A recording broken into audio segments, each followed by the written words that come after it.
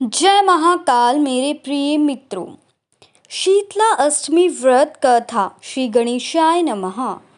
एक बार शीतला माता ने सोचा कि चलो आज देखूं कि धरती पर मेरी पूजा कौन करता है, कौन मुझे मानता है। यही सोचकर शीतला माता धरती पर राजस्थान के डुंगरी गांव में आई और देखा कि इस गांव में मेरा मंदिर नहीं है और ना ही मेरी पूजा होती है। माता शीतला गांव की गलियों में घूम रही थी। तभी एक मकान के ऊपर से किसी ने चावल का उबला पानी मांड नीचे फेंका। वह उबलता पानी शीतला माता के ऊपर गिरा, जिससे शीतला माता के शरीर में फफोले छाले पड़ गए। शीतला माता के पूरे शरीर में जलन होने लगी। शीतला माता गांव में इधर उधर भाग भाग के चिल्लाने लगी, अरे मैं जल गई, मेरा शरीर तप रहा है, जल रहा है, कोई मेरी सहायता करो। लेकिन उस गांव में किसी ने शीतला माता की सहायता नहीं की। वहीं अपने घर के बाहर एक कुम्हार महिला बैठी थी। उस कुम्हारन ने देखा कि अरे ये बूढ़ी माई तो बहुत जल गई है, इसके पूरे शरीर में तपन है, इसके पूरे शरीर में फफोले पड़ गए हैं, यह तपन सहन नहीं कर पा रही है। तब उस कुम्हारन ने कहा, हे माँ, तू यहाँ आकर बैठ जा, मैं तेरे शरीर के ऊपर ठंडा पानी डालती हूँ। कुम्हारन ने उस बूढ़ी माई पर खूब ठंडा पानी डाला और बोली, हे माँ, मेरे घर में रात की बनी हुई राबड़ी रखी है, थोड़ा दही भी है, तू दही राबड़ी खा ले। जब बूढ़ी माई ने ठंडी ज्वार के आटे की रबड़ी और दही खाया तो उसके शरीर को ठंडक मिली। तब उस कुम्हारन ने कहा, माँ माँ बैठ जा, तेरे सिर के लाल बाल बहुत बिखरे हैं, ला मैं तेरी चोटी गूंद देती हूँ। और कुम्हारन माई की चोटी गूंदने हेतु कंघी बालों में करती रही।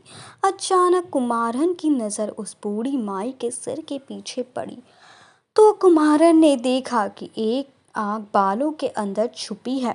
यह देखकर वो कुम्हारन डर के मारे घबराकर भागने लगी।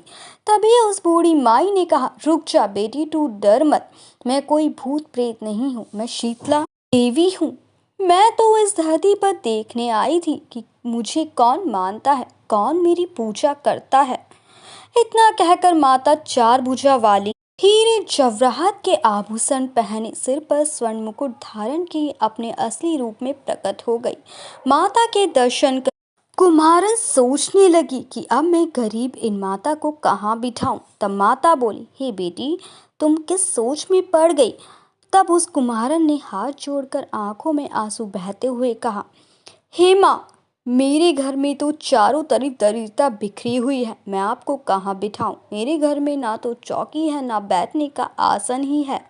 तब शीतला माता प्रसन्न होकर उस कुम्हारन के घर पर खड़े हुए गधी पर बैठकर एक हाथ में झाड़ू, दूसरे हाथ में डलिया लेकर उस कुम्हारन के घर की दरिद्रता को झाड़कर डलिया में भरकर फेंक दिया और उस कुम्हारन से कहा, हे बेटी, मैं तेरी सच्ची भक्ति से प्रसन्न हूँ, अब तुझे जो भी चाहिए मुझसे वरदान मांग ले।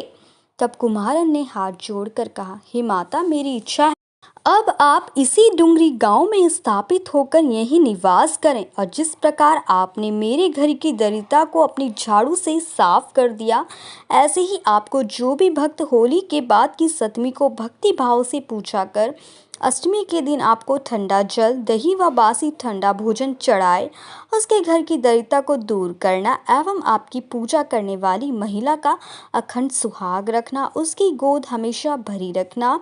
साथ ही जो पुरुष शीतला अष्टमी को नाई के यहाँ बाल ना कटवाए, धोबी को कपड़े धुलने ना दे और पुरुष भी आप पर ठंडा जल चढ़ाकर, नारियल फूल चढ़ाकर परिवार से ही ठंडा बासी भोजन करे, उसके काम धंधे में कभी दरिद्रता ना आए।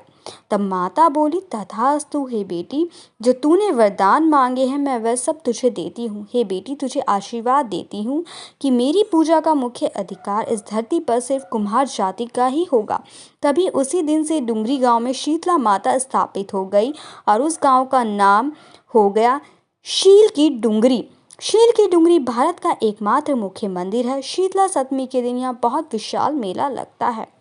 जय महाकाल मेरे प्रिय मित्रों, मेरे चैनल को लाइक, सब्सक्राइब करना